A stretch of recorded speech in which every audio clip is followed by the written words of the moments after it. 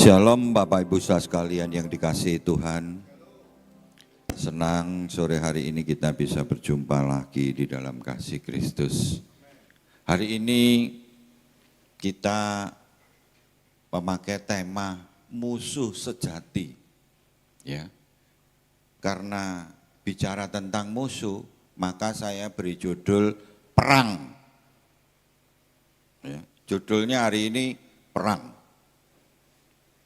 Nanti kita akan lihat seperti apa yang dimaksud musuh yang sejati itu.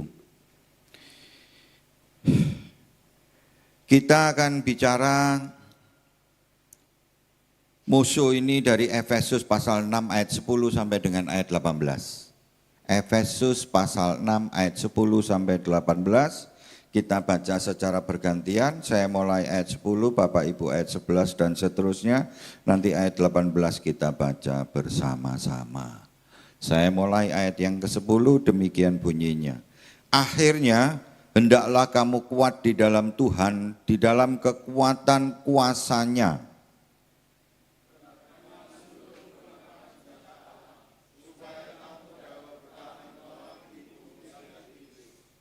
12, karena perjuangan kita bukanlah melawan darah dan daging, tetapi melawan pemerintah-pemerintah, melawan penguasa-penguasa, melawan penghulu-penghulu dunia yang gelap ini, melawan roh-roh jahat di udara.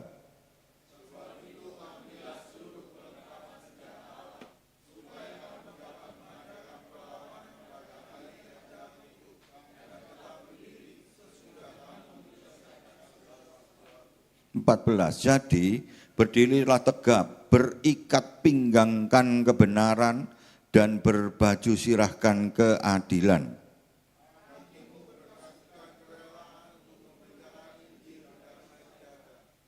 16, dalam segala keadaan pergunakanlah perisai iman, sebab dengan perisai itu kamu akan dapat memadamkan semua panah api dari si jahat.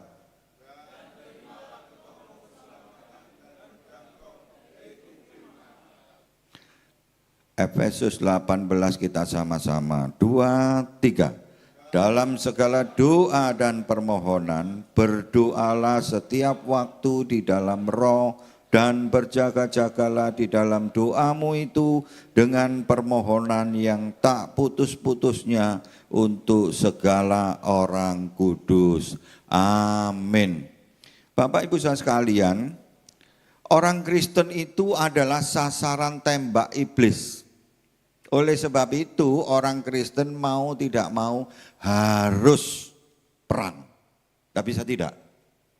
Harus perang. Karena kita ini sasaran. Ya.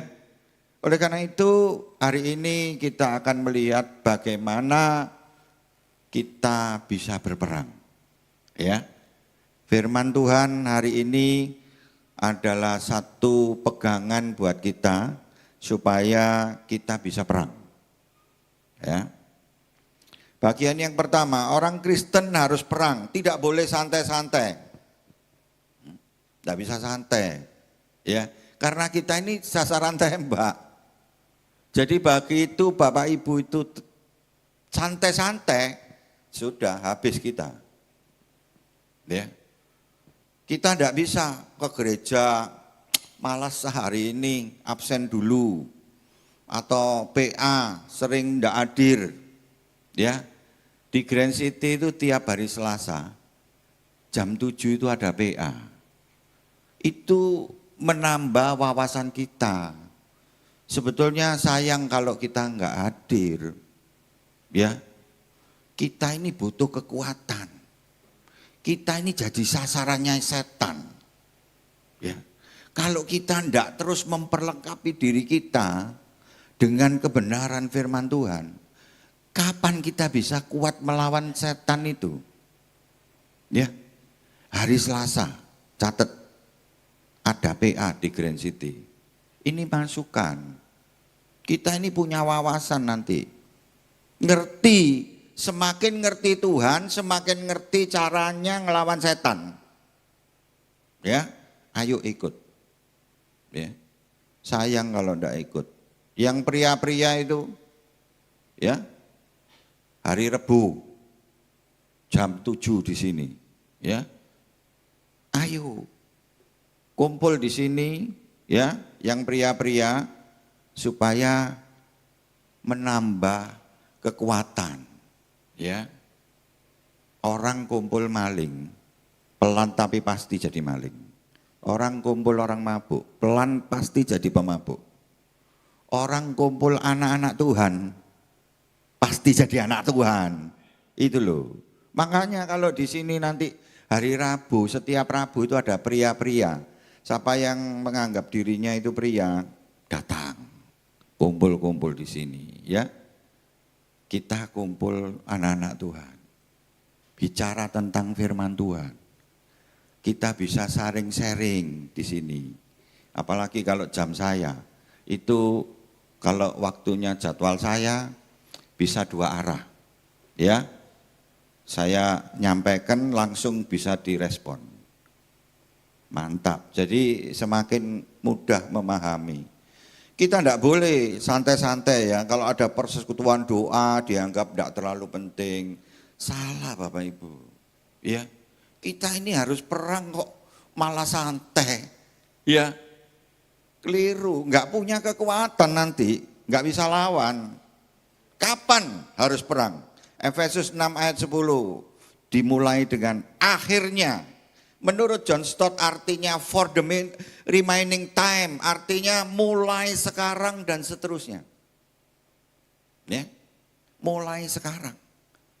Saat Bapak Ibu mendengar firman ini dan seterusnya, itu kita harus perang. Makanya kita ini seringkali kalah sama setan. Soalnya kita tidak ngerti. Hari ini kita akan belajar bagaimana kita memulainya, ya. Kapan harus perang? Efesus 6 ayat 13 di situ katakan supaya kamu dapat mengadakan perlawanan pada hari yang jahat itu. Hari yang jahat itu tidak nunggu ada hari tertentu, bukan. Tetapi setiap saat setan itu menyerang kita, yaitu hari yang jahat. Kapan waktunya Pak? Oh bisa 24 jam, bisa setiap hari. Bapak Ibu keluar dari tempat ini bisa diserang. Iya toh? Coba keluar dari sini terus di depan diajak rasan-rasan. Tak kasih tahu. Gembala kita itu gini. Woi elek-elek itu omong no. Loh wis kena toh? Kena sudah. Ya.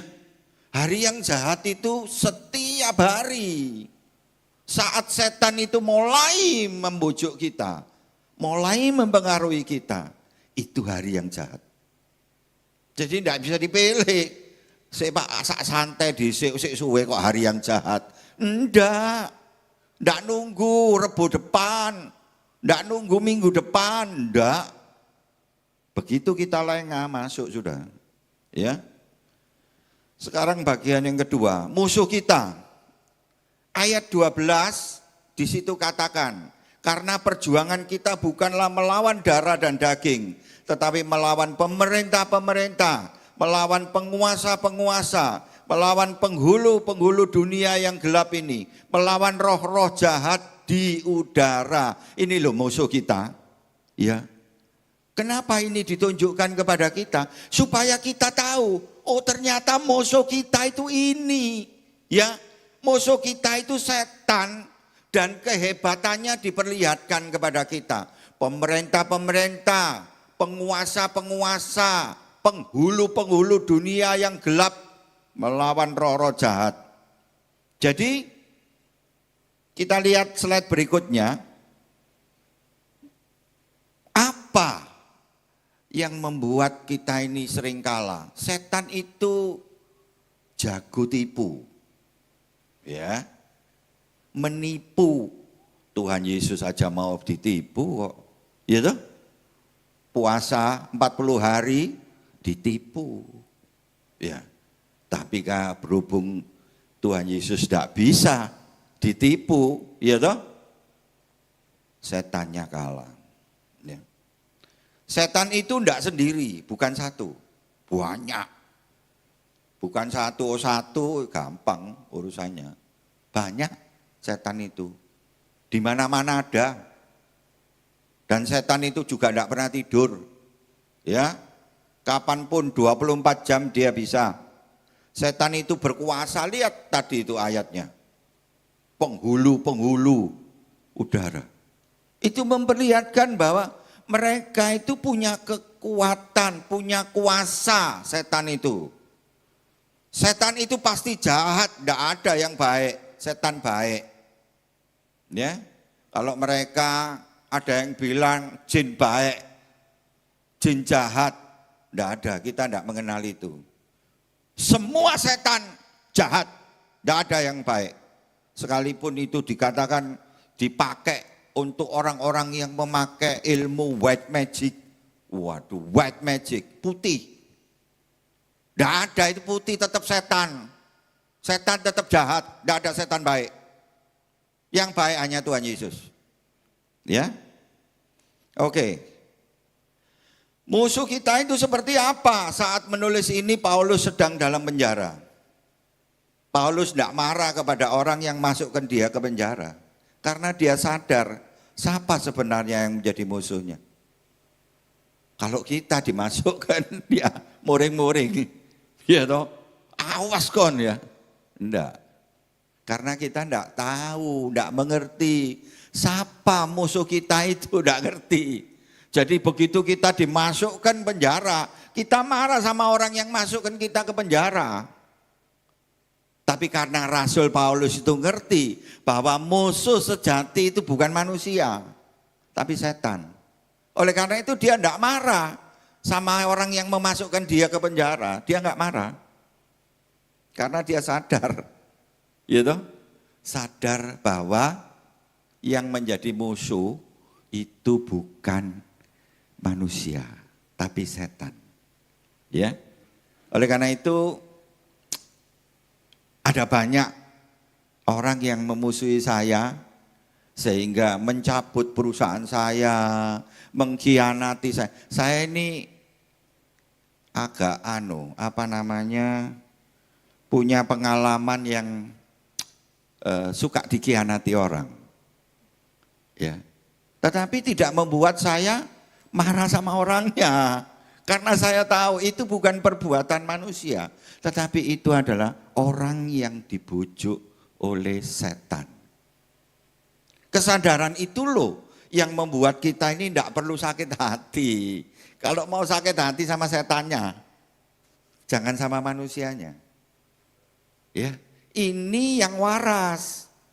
Oleh karena itu hari ini kita belajar siapa sesungguhnya yang jadi musuh. Ya, kalau kita menyadari bahwa musuh kita itu setan, kita siap. Ya. Kita siap. Walaupun kita di antara orang-orang anak-anak Tuhan, apa enggak bisa dipengaruhi setan? Bisa. Bisa Bapak Ibu. Saya ini agak peka. Ya. Kadang-kadang saya itu tahu, saya ini sedang diadu domba. Saya tahu. Tapi apa saya meladeni hal-hal yang seperti itu? Enggak. Kan bodoh saya. Wong saya tahu itu kerjanya setan kok. Enggak saya ladeni, saya biarkan aja. Ya, saya tahu gerak-gerik itu, peka saya. Dan saya biasa dikhianati itu biasa. Enggak heran saya. Enggak apa-apa. Ini kan tipu muslihat. Jadi ayat 11 tadi itu tipu muslihat. Kita bisa melawan tipu muslihat, ya. Apabila kita memusuhi sesama kita, maka kita sedang membuka pertahanan kita sehingga musuh kita itu bisa mengalahkan kita. Ya. Oleh karena itu jangan memusuhi sesama. Keliru. Ya. Saya sebagai gembala seringkali menerima masukan-masukan dari jemaat itu. Ya. Nanti ada jemaat yang jelek-jelekkan jemaat yang sana. Nanti yang sana jelek-jelekkan yang sana. Itu biasa. Saya tidak akan ngeladeni yang model-model begitu. Itu berbahaya. Ya, Gembala itu mesti sadar, domba itu tidak ada yang sempurna, tidak ada. Tuhan Yesus tuh ngerti kalau kita ini orang berdosa, tahu. Bolak-balik ndablek sama Tuhan itu tahu. Tuhan itu panjang sabar. Oleh karena itu orang kalau mau jadi gembala harus juga panjang sabar. Ya. Macam-macam dombanya ini, ada yang punya tanduk, ada yang tanduknya pendek, ya toh. Nanti ada yang tanduknya itu banyak cabangnya, wah itu tambah nanduan itu. Ya. Tapi gembala, kalau mau jadi gembala harus siap. Ya. Siap untuk menerima itu semua. Ya. Enggak ada domba yang istimewa, enggak ada. Itu omong kosong. Wah. Ya. Musuh kita seperti apa? Apa bisa kita menang melawan setan? Wah ini. Nah, ini pertanyaannya seperti itu. Apa bisa kita menang melawan setan? Nah, ayat 11 itu berbunyi, kenakanlah seluruh perlengkapan senjata Allah supaya kamu dapat bertahan melawan tipu muslihat iblis. Ya. Jadi berdasarkan ayat 11 ini bisa kita melawan setan itu. Tapi kenakanlah seluruh perlengkapan senjata Allah. Iya toh? Nah, sekarang masuk bagian yang berikutnya adalah cara untuk menang. Cara untuk menang seperti apa? Akhirnya hendaklah kamu kuat di dalam Tuhan, di dalam kekuatan kuasanya. Ya, kalau kita lihat Yohanes 15 ayat 5, di situ dikatakan, akulah pokok anggur dan kamulah ranting-rantingnya.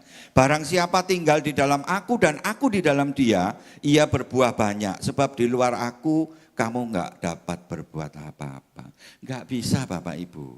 Kalau kita mau lawan setan, itu harus menyatu di dalam Tuhan.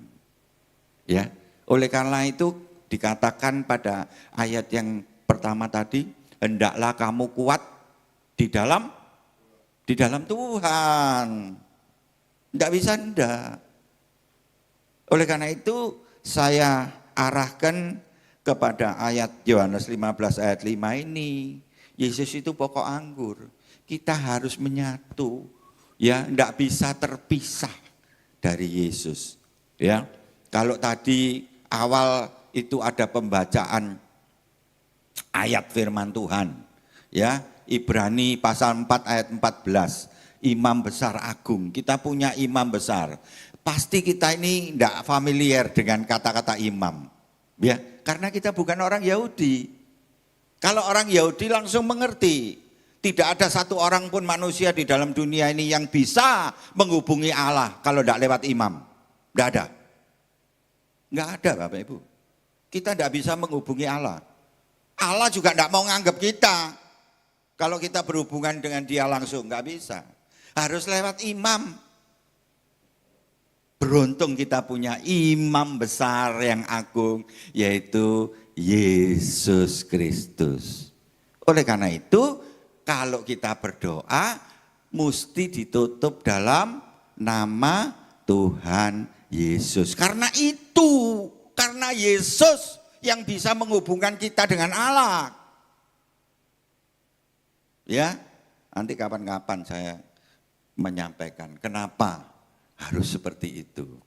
Ya, itu seringkali orang Kristen ini jadi bingung kalau ditanya, kenapa kok sembahyang kok dalam nama Yesus, kok enggak dalam nama Roh Kudus, kok enggak dalam nama Allah Bapa?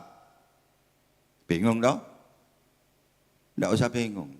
Karena memang tidak ada satu manusia pun yang bisa menghubungi Allah kalau tidak lewat imam besar. Dan imam besar kita adalah Tuhan Yesus.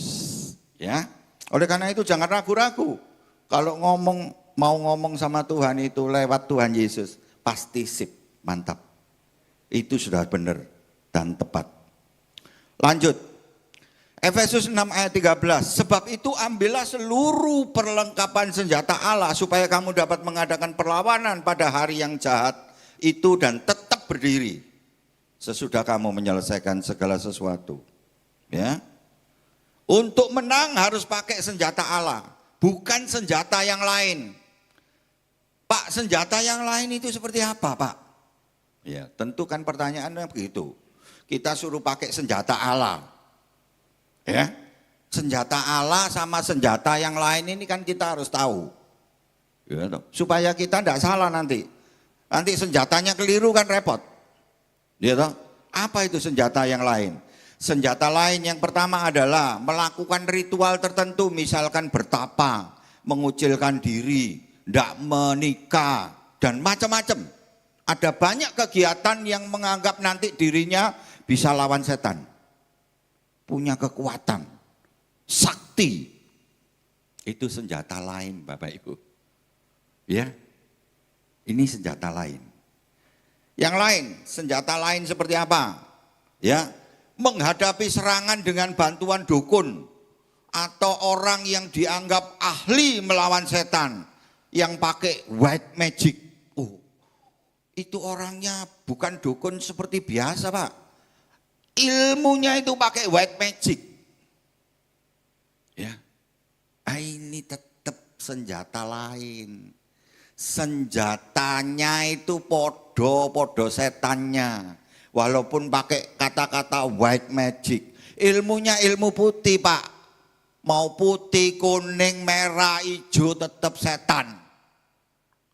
Yang bisa melawan setan cuma senjata Allah. Perhatikan ini. Oh, orang itu bisa, Pak, ngusir setan. Ya, karena dia pakai white magic. Bujuk iya. Ya, itu setan. Yang lain, senjata lain, memberitakan Injil dengan kekuatan manusia. Enggak bisa. Ya. Kita enggak bisa memberitakan Injil dengan kekuatan kita, enggak bisa. Sorry. Injil itu bisa diberitakan hanya dengan kekuatan Allah. Saudara tidak memakai kekuatan Allah, saudara tidak berdoa, saudara ngomong, pisui orang. Ya. Harus pakai kekuatannya Tuhan. Ya. 2 Korintus 10 ayat 3 katakan, memang kami ini masih hidup di dunia, tapi kami tidak berjuang secara duniawi. Kami berjuang dengan kekuatan Allah. Menyertakan Allah. Tidak bisa dengan kekuatan kita, otak kita ini brilian. Wah, bisa memberitakan Injil dengan kemampuan otak kita, nonsen, tidak bisa. Ini bukan perkara jasmani.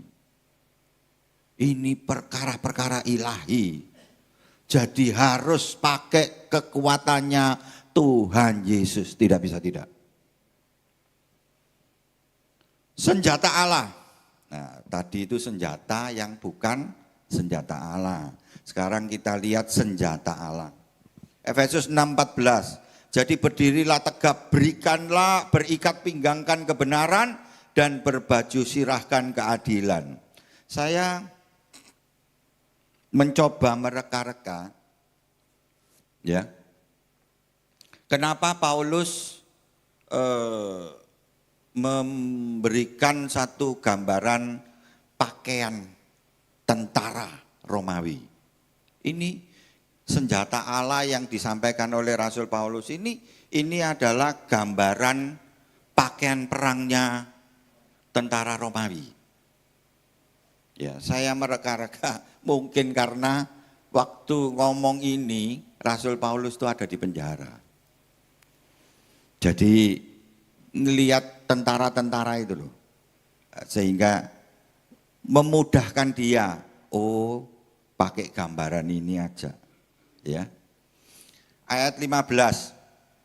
Kakimu berkasutkan kerelaan untuk memberitakan Injil damai sejahtera. Nah, kita masuk mulai ikat pinggang kebenaran. Apa itu ikat pinggang kebenaran? Itu hati yang benar, dimulai dari hati yang benar, ya. Itu Filipi 4 ayat 8 itu katakan, jadi akhirnya saudara-saudara, semua yang benar, semua yang mulia, semua yang adil, semua yang suci, semua yang manis, semua yang sedap didengar, semua yang disebut kebajikan dan patut dipuji, itu pikirkan semua. Jadi jangan mikirkan yang negatif, yang jelek-jelek, tidak ada gunanya. Ya. Berpikir yang positif, berpikir yang manis, berpikir yang sedap didengar. Ini enak. Kalau otak kita ini dikasih yang negatif, sampah-sampah, rusak. Sampah itu busuk, nanti membusuk di otak kita. Hati kita jadi busuk. Ya, supaya hati ini seger, bersih, ya ini yang ada di otak, yang dipikir ini yang bagus saja. Jangan mikir yang buruk-buruk. Nanti ketemu orang yang dipikir jeleknya, bukan baiknya. Nanti ketemu orang lain lagi, yang dipikir jeleknya lagi. Lama-lama kita ini jadi tong sampah. Ya. Yang kedua, baju sirah keadilan. Kalau tadi itu pikiran, sekarang tindakan. Ya, Roma 13 ayat 12. Hari sudah jauh malam, telah hampir siang. Sebab itu marilah kita menanggalkan perbuatan-perbuatan kegelapan dan mengenakan perlengkapan-perlengkapan senjata perang. Senjata terang. Ya, jadi apa yang kita lakukan ini jadi garam. Kumpul si A jadi senang. Kumpul si B jadi senang. Ya, bukan nanti kumpul, wah, rek wong iki teko dadi masalah. Sekali-kali. Nah, ini troublemaker. Kita jangan jadi troublemaker, ya. Tetapi biarlah di mana kita berada, apa yang menjadi tindakan-tindakan kita itu tindakan yang baik. Yang membuat orang itu tidak sakit hati, ya. Orang jadi senang sama kita bicara itu tidak menyinggung orang, ya. Kita lakukan kebaikan-kebaikan. Anak Tuhan itu harus selalu jadi berkat. Di mana-mana kita harus ringan tangan. Ya. Ini model. Ya, modelnya anak Tuhan itu harus selalu suka bantu orang. Lakukan kebaikan. Bagaimana kita bisa ngomong sama orang kalau kita ini tidak melakukan kebaikan? Bagaimana caranya? Tidak mungkin bisa. Ya. Kalau kita memperlihatkan kesombongan kita, nanti orang lain itu tanpa kita tahu nanti dia akan bilang begini. Percuma wong iku. Iso aja direken. Sombonge masalah. Nah, ya toh. Akhirnya apa? Kita mau bicara tentang Tuhan enggak bisa. Ya. Hampir semua di tempat saya itu banyak orang. Tetangga-tetangga.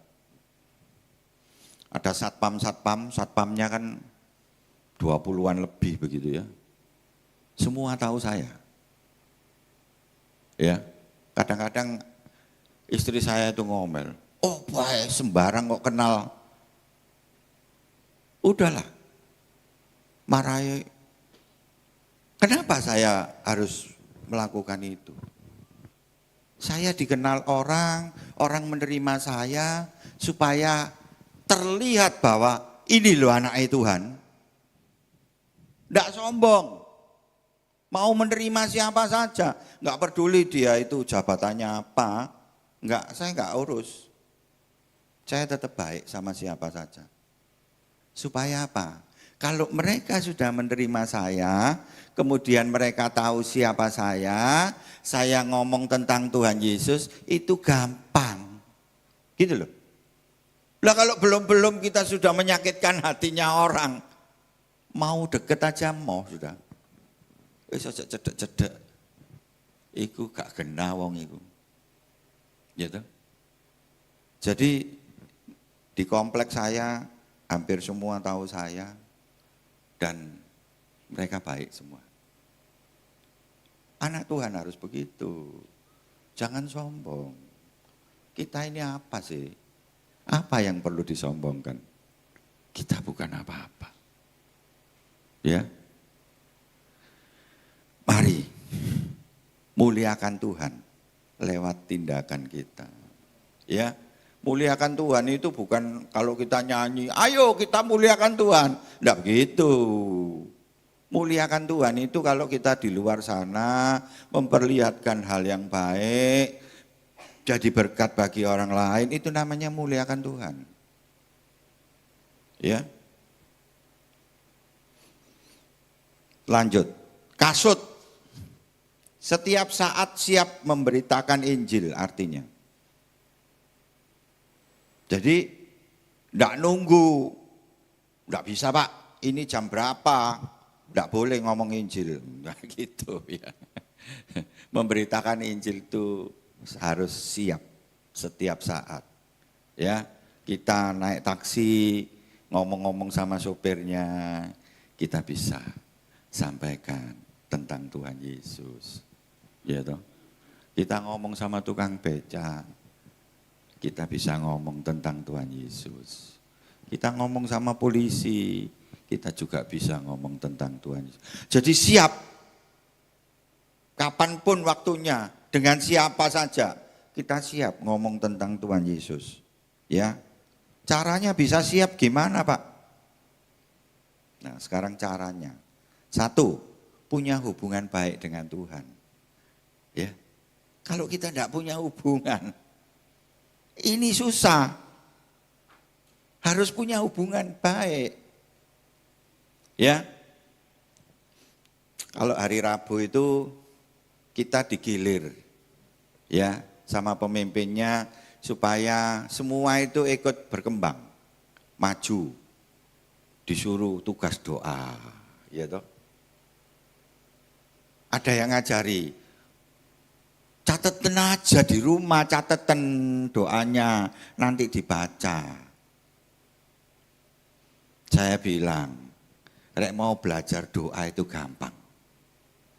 Tiap hari ngomong sama Tuhan Yesus. Tiap hari, ya.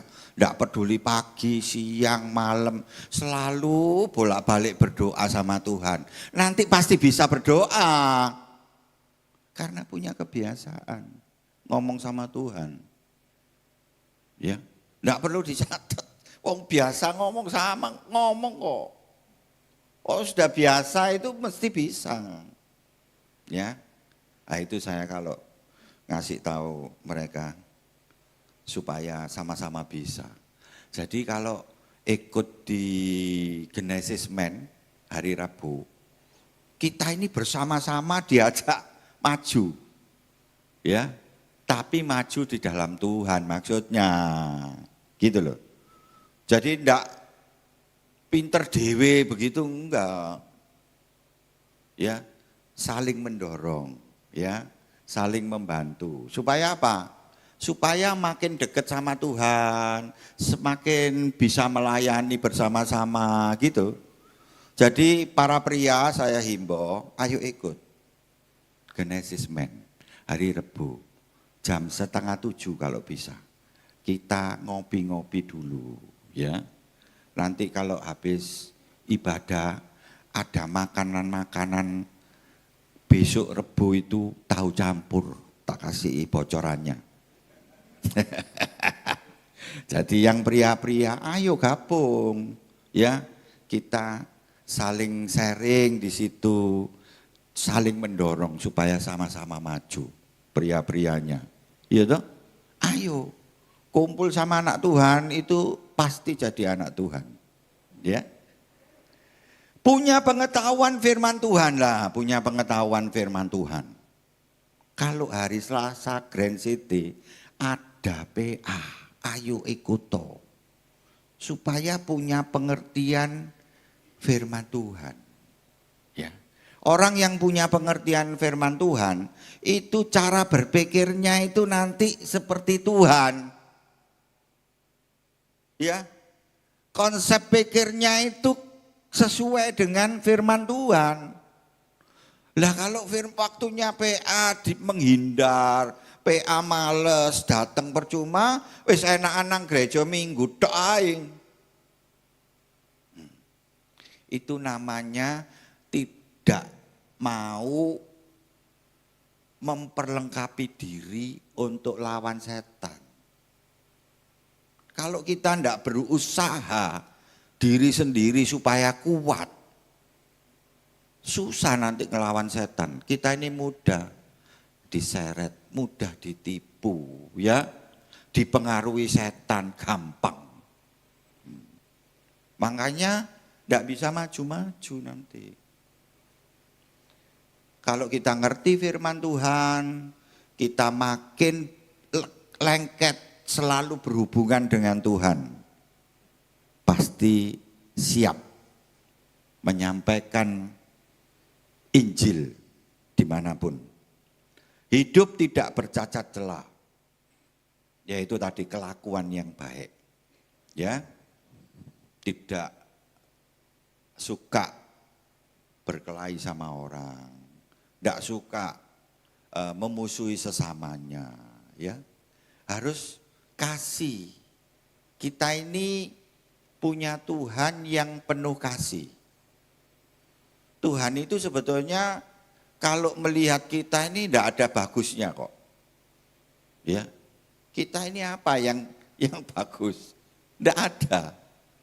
Tapi karena Tuhan mengasihi kita, kita ini sekalipun tidak layak, tetap dilayakkan. Kita ini orang yang berdosa, ya toh, tapi tetap dikasihi Tuhan Yesus. Makanya udahlah, jangan mudah memusuhi sesama. Belajar mudah mengasihi sesama, gitu loh. Ya. Orang kalau cuma mengasihi orang yang mengasihi kita, itu ombyoan. Akeh tunggali. Baik sama orang yang baik itu akeh tunggali. Ajarannya Tuhan Yesus tidak seperti itu. Kasihilah musuhmu. Ya. Makanya sekalipun saya dikhianati, saya tidak menganggap orang yang mengkhianati itu saya musuhi. Tidak. Tetap saya doakan. Ya. Karena tidak ada gunanya, wong itu sebetulnya bukan musuh saya. Musuh saya kan setannya, bukan orangnya.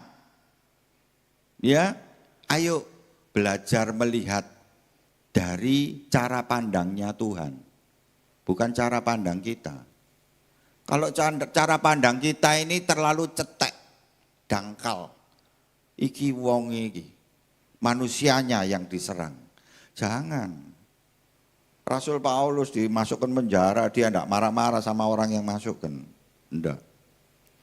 Punya hubungan baik dengan sesama. Ya toh? Lah itu tadi yang saya sampaikan tadi. Saya punya hubungan baik. Karena punya hubungan baik bisa diterima. Ngomong tentang Tuhan Yesus itu mudah. Ayo datang ikut Tuhan Yesus. Gitu loh. Karena hubungannya baik. Kalau hubungannya tidak baik, bagaimana kita mau ngomong? Tidak bisa. Ya. Jadi caranya bisa siap menyampaikan Injil, itu ini caranya. Ya, punya hubungan baik dengan Tuhan, punya pengetahuan firman Tuhan. Kenapa perlu punya hubungan baik dengan Tuhan? Karena menyampaikan Injil itu tidak bisa dengan kekuatan kita. Kekuatannya Tuhan. Ya. Punya pengetahuan firman Tuhan. Hidupnya tidak bercela, ya, dilihat orang baik, punya hubungan baik dengan sesama. Lanjutnya, senjata apa lagi? Perisai iman. Nah ini, Percaya kepada janji-janji Tuhan. Nih, ini perisai iman. Jangan sampai ini enggak dipakai. Ini penting sekali. Roma 8 ayat 28. Kita tahu sekarang bahwa Allah turut bekerja dalam segala sesuatu untuk mendatangkan kebaikan bagi siapa? Mereka yang mengasihi Dia. Jadi kalau kita mengasihi Tuhan, ya, maka kita tahu bahwa Allah turut bekerja. Jadi sudahlah, firman ini harus jadi pegangan kita. Kalau kita cinta Tuhan, sudah, Allah itu turut bekerja untuk mendatangkan kebaikan. Tidak usah khawatir sudah, itu tidak usah dipikir itu sudah. Ini sudah janji, nggak bisa enggak. Kalau Tuhan yang berjanji itu tidak akan meleset. Ya itu, kita ada di dalam rencana Tuhan. Tapi poinnya kita harus mengasihi Tuhan. Ya, kasih Tuhan. Ya. Tapi kita harus ingat. Ya. Kalau yang kelihatan aja kita tidak bisa mengasihi, berarti bohong. Kalau kita ngomong aku mengasihi Tuhan. Yang kelihatan aja kita tidak bisa mengasihi, apalagi yang tidak kelihatan. Gitu? Kan tidak mungkin. Ya, ayo. Kasihilah sesamamu, kasihilah Allahmu. Begini. Ya.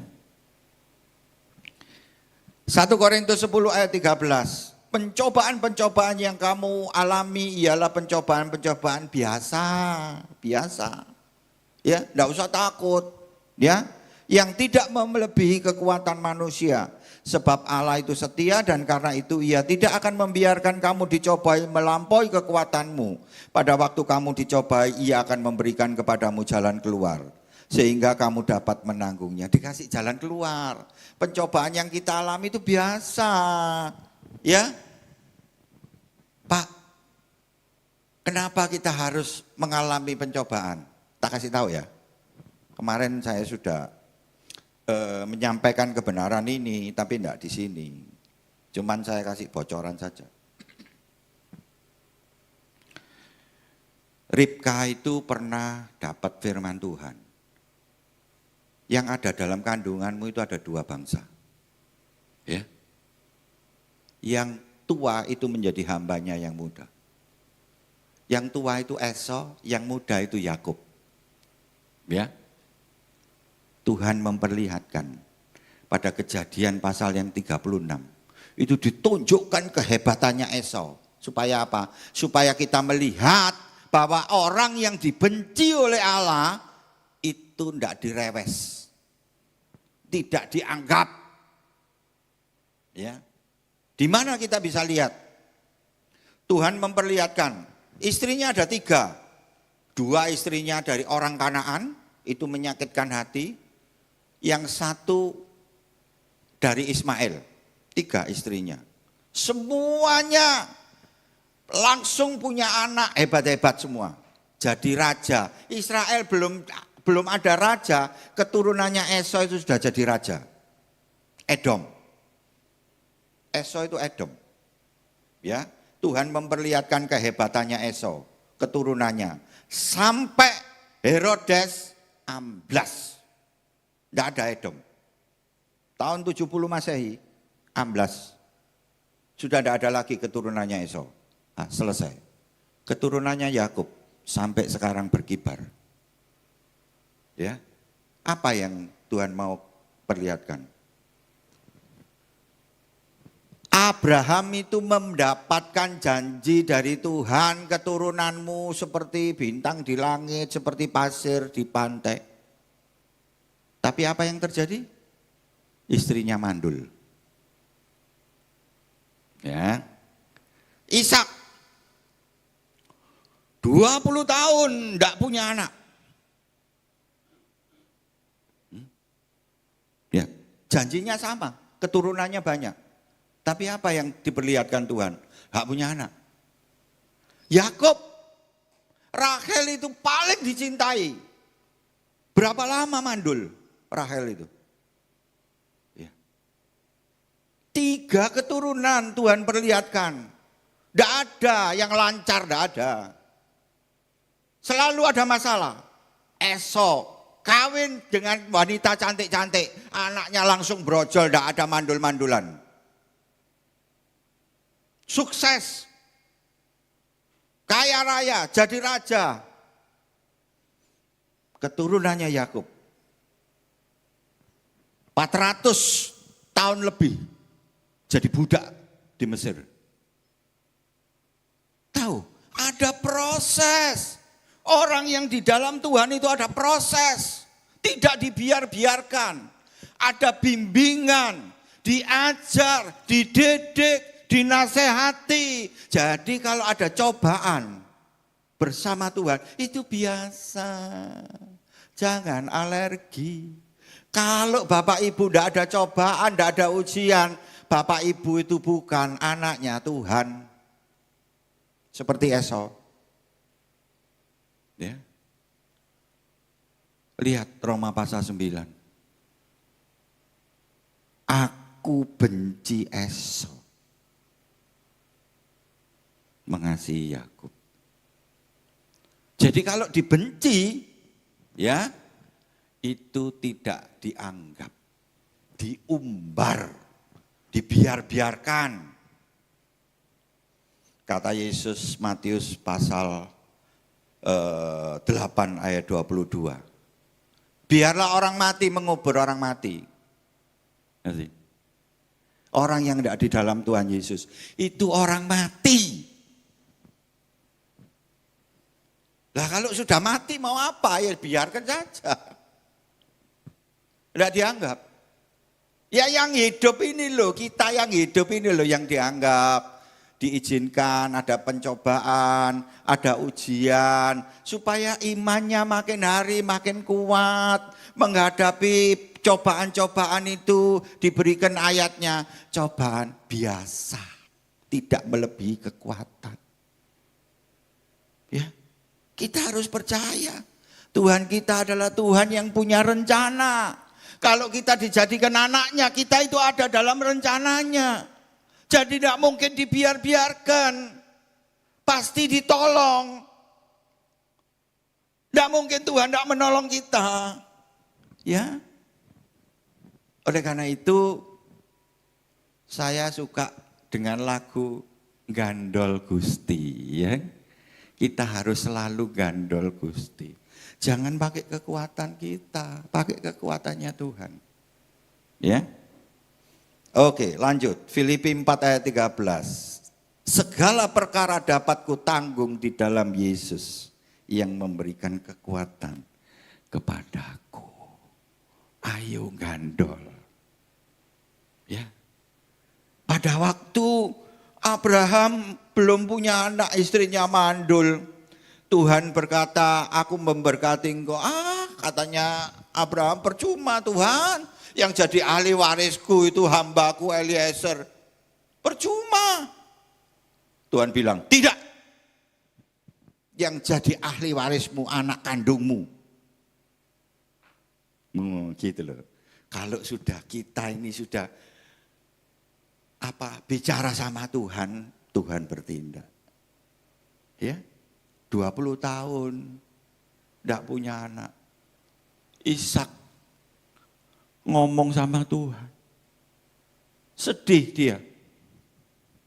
Punya anak. Gitu loh. Ini cara kerjanya Tuhan. Jadi biasa. Kalau Bapak Ibu masuk dalam pencobaan biasa. Tidak apa-apa. Ya. Percayalah, Tuhan selalu menolong kita. Ya, enak-enak. Hidup di dalam Tuhan itu enak. Karena diurus. Ya, kalau enggak diurus seperti Esau itu, diumbar. Enggak diurus. Tapi kalau kita punya masalah, kita ada dalam ujian, jangan ngomong begini, Tuhan aku ini sudah rajin melayani. Kok aku punya ujian-ujian seperti ini? Loh justru itu yang hebat. Kalau kita tidak masuk dalam ujian, dalam cobaan itu, kita ini anak umbaran. Tidak diperhatikan. Kalau kita ada di dalam cobaan itu, di dalam ujian itu, kita itu ada dalam rencananya Tuhan. Ya. Lah kalau Tuhan punya rencana atas diri kita, percaya rencananya itu pasti indah pada waktunya. Sip.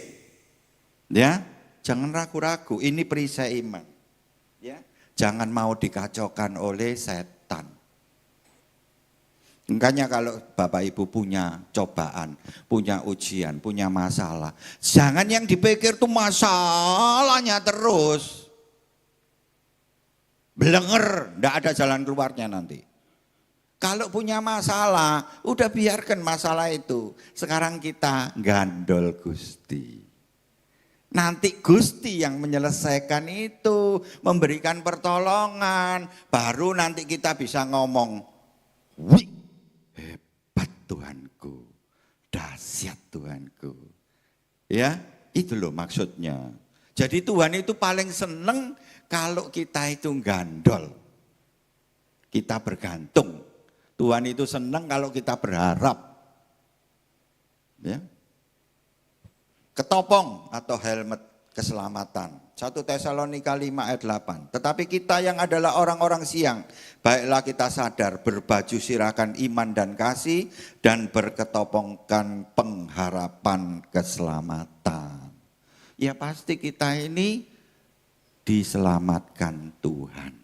Itu sudah pasti. Ya, karena percaya kepada Tuhan Yesus, menerima janji keselamatan. Ya dan amin. Ya. Sewaktu-waktu kita dipanggil Tuhan, kita tidak mati, tetap hidup. Ya. Orang Kristen itu matinya 1 kali. Ya, hidupnya 2 kali. Ya. Kita sudah mati, dihidupkan Tuhan Yesus. Ya. Nanti kalau kita mati itu cuma pindah alamat. Kalau alamatnya sekarang Babatan, nanti pindah ke surga. Cuma begitu. Jadi tidak pernah mati. Karena apa? Sudah hidup kembali. Orang yang bersama Tuhan Yesus itu sudah hidup, bukan mati. Ya, kalau mati itu ya seperti Matius 8 ayat 22 itu loh. Tuhan Yesus ngomong, biar yang mati ngubur orang mati. Ya. Sekarang pedang roh. Pedang roh itu firman Tuhan. Firman Tuhan itu adalah senjata untuk bertahan dan menyerang. Karena itu kalau ada PA atau pembahasan firman Tuhan jangan absen. Ya, datang. Supaya pengetahuan firman kita ini melindungi kita, memberikan kita kekuatan. Karena ini senjata Allah. Dan yang terakhir adalah doa. Doa setiap waktu, doa dalam roh, doa untuk segala orang kudus. Ya, Roma 8 ayat 26. Demikian juga roh membantu kita dalam kelemahan kita. Sebab kita tidak tahu bagaimana sebenarnya harus berdoa. Tetapi roh sendiri berdoa untuk kita kepada Allah dengan keluhan-keluhan yang tidak terucapkan. Ya, Efesus 6 ayat 18 katakan, dalam segala doa dan permohonan berdoalah setiap waktu di dalam roh dan berjaga-jagalah di dalam doamu itu dengan permohonan yang tak putus-putusnya untuk segala orang kudus. Ya, ayo doa. Ya, doa untuk orang kudus.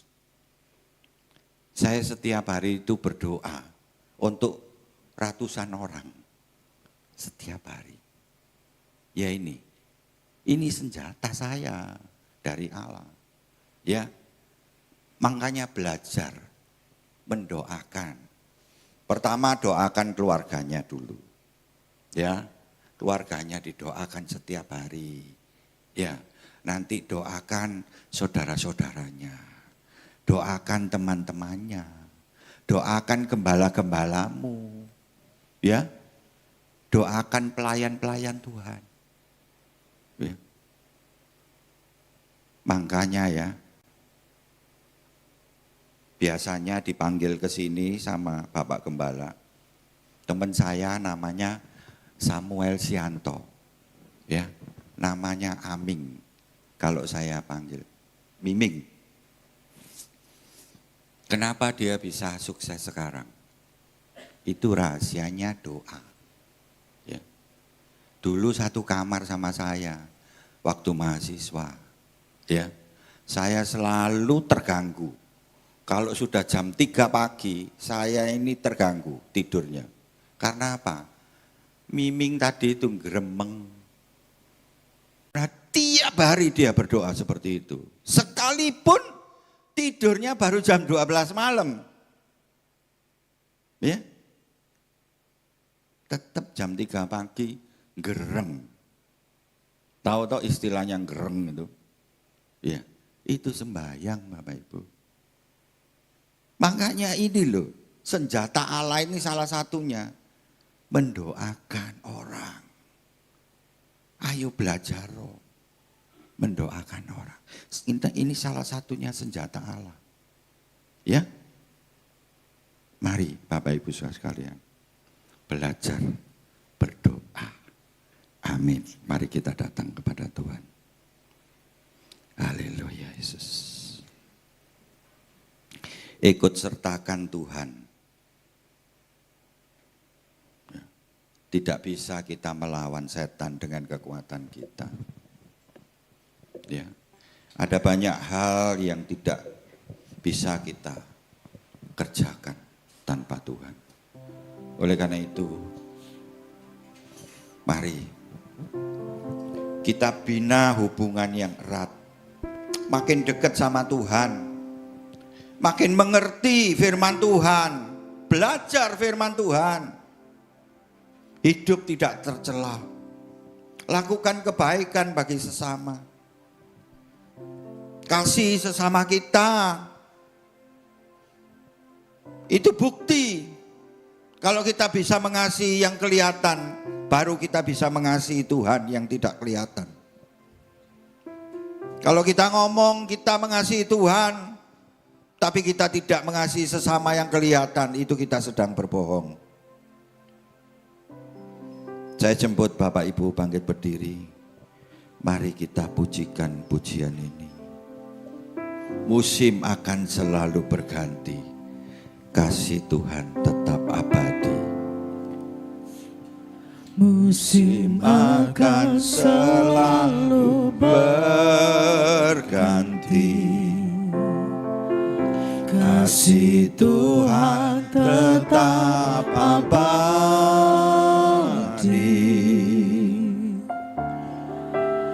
Tak akan berubah sampai selamanya. Ku tetap percaya. Ku yakin Tuhan memberkati. Tuhan memberkati.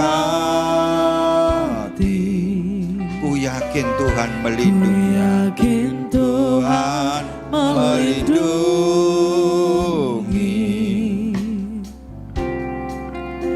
Burung di udara Tuhan pelihara karena kasih-Nya.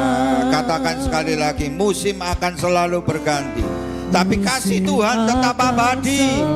Jangan pernah kita mundur. Mari kita maju terus bersama Tuhan. Hidup ini tidak biasa-biasa saja. Kita tidak bisa berhenti karena kita adalah sasaran tembak iblis. Kita menjadi targetnya setan. Setan selalu ingin menjatuhkan kita. Kita butuh Tuhan. Andalkan pertolongannya.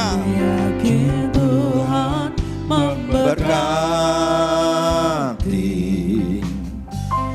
Ku yakin Tuhan melindungi. Dia pasti melindungi kita.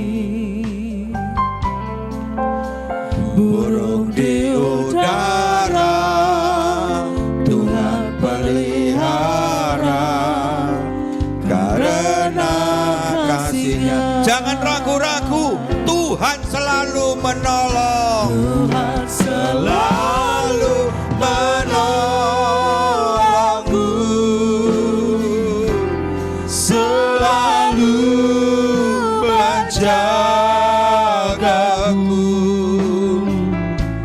sehelai di rambutku tak akan terjatuh tanpa seizinmu. Tuhan selalu menolong, Tuhan selalu menolongku,